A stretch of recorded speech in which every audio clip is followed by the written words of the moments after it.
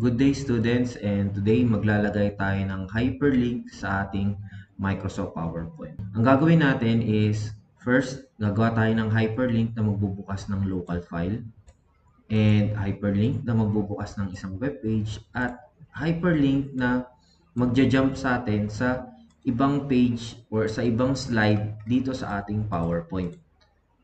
Okay, so simulan na natin. First, ang dapat natin gawin is i-highlight lang natin yung text na gusto nating lagyan ng hyperlink. And then, right-click. And then, i-click natin yung link. Now, tatanungin niya tayo, anong klase ng hyperlink ang ating gagawin? So, this time, ang gusto natin is an existing file or a web page. Since existing file yung bubuksan natin, isi-search lang natin yung file na gusto nating mabuksan kapag kinlik yung ating link. So, this time, let's say, itong file na to yung gusto kong buksan. Or, you can search here as well. So, i-locate nyo lang yung data na gusto nyo buksan. Pero sa akin, nandito lang. And then, once na nahanap nyo na, i-click lang yung file and then click OK. Mapapansin nyo, kapag naging hyperlink ng ating text, ito ay magiging underline. Next, mag-open naman tayo ng web page. So, ganun din yung gagawin natin. I-highlight lang natin yung text, right-click, and then click lang natin yung link. Now, dito pa rin tayo, existing file or web page. But this time, para mahanap natin yung URL na ilalagay natin or paste natin dito is i-click lang natin tong browse the web. Ang pag-click natin yung browse the web, magbubukas ang ating web browser. So, now, magbukas ng ating browser. And this time, ang gusto kong mangyari ay kapag kinlik yung link natin, mapupunta tayo sa home ng Canva. So, anong gagawin natin? Dito sa address bar, kunin lang natin yung link or yung URL.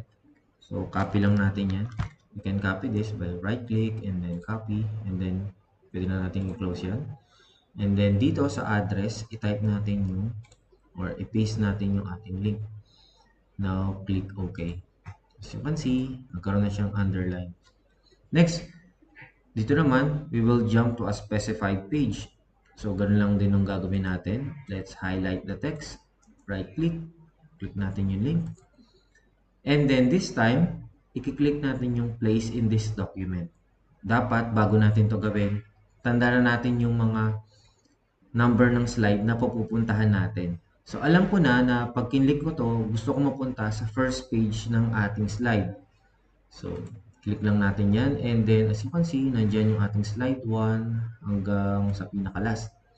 So, ang gusto kong mangyari is, mapunta tayo sa slide 1. So, i-click ko si slide 1 and then, ipapakita niya kung anong meron sa slide 1. Kung anong itsura ng slide 1. So, click ko lang yung OK.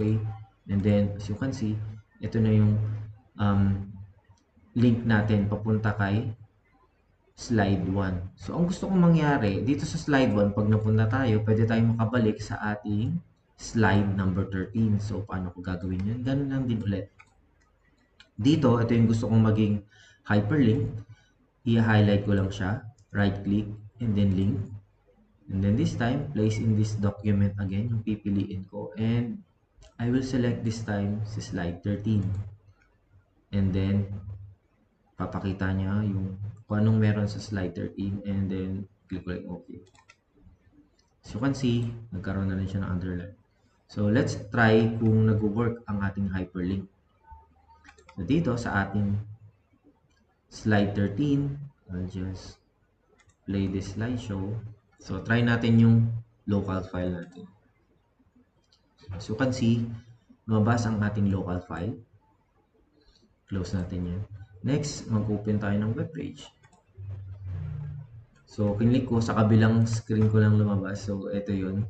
Lumabas nating home Canva. Home ng Canva, I'm sorry. And then, let's try kung mag-jump tayo sa specified page. So, click lang natin to. And then, as you can see, pumalik tayo sa pinakaunang page. And then, click lang natin to para makabalik tayo sa page number 13.